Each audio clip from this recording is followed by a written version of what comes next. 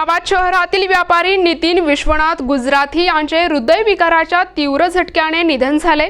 त्यानंतर कुटुंबियांनी त्यांचे नेत्रदान करायचे ठरवले।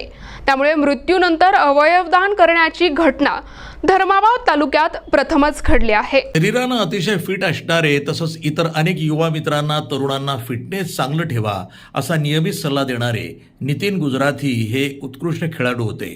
नियमित व्यायाम आणि परफेक्ट फिटनेस असणारे तरुण युवा व्यापारी नितीन गुजराथी हे वयाच्या 48व्या वर्षी हृदयविकाराच्या झटक्यानं मृत्यू पावले।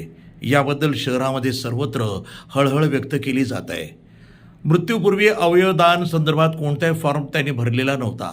ग्रामीण रुग्णालयाचे वैद्यकीय अधीक्षक डॉक्टर वेणुगोपाल पंडित यांनी अवयवदान संदर्भात अतिशय स्तुत्य माहिती गुजराती परिवारास सांगितली। तदनंतर गुजराती परिवारानं तात्काळ होकार कळवला।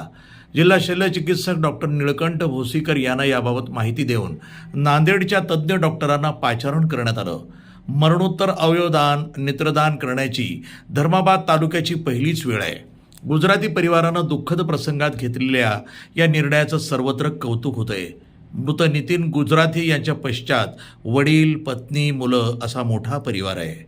शंकरराव चव्हाण गव्हर्नमेंट मेडिकल कॉलेजमधून ऑप्थॅमचा रेसिडेंट आहे। आम्ही इथं नेत्रदानासाठी आलो होतो धर्माबादमध्ये आणि आम्ही नितीन कुमार विश्वनाथ गुजराती ज्यांची डेथ झालेली आहे त्यांनी स्वतःचे डोळे नेत्रदान केल्याबद्दल त्यांचा खूप खूप आभार मानतो आणि त्यांचा मुलगा त्यांचा भाऊ आहे त्यांचा खूप खूप आभार मानतो आणि त्यांचे काकांचे आणि पूर्ण गुजराती फॅमिलीचे आम्ही खूप खूप आभार आहात।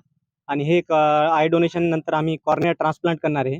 कॉर्निया ट्रान्सप्लांटसाठी आम्ही पेशंट वगैरे सगळे बोलून doctor Shankarrao Chavan government medical college आणि विष्णुपुरीमध्ये इथं कॉर्निया ट्रान्सप्लांट करण्याची प्रयत्न करू आम्ही। आणि आम्ही सगळ्यांना पूर्ण जनताला आम्ही सांगतोय की कॉर्निया ट्रान्सप्लांट आय डोनेशनसाठी त्यांनी पुढाकार घ्यावा। थँक्यू, धन्यवाद। आज सकाळी 8:30 आमचे चुलत बंधू नितीन विश्वनाथ गुजराती यांचं हृदयविकाराच्या तीव्र झटक्याने निधन झालेलं आहे।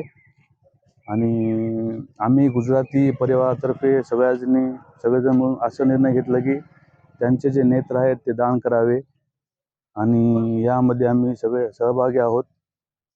एवढंच। माधव हनुमंते, नांदेड।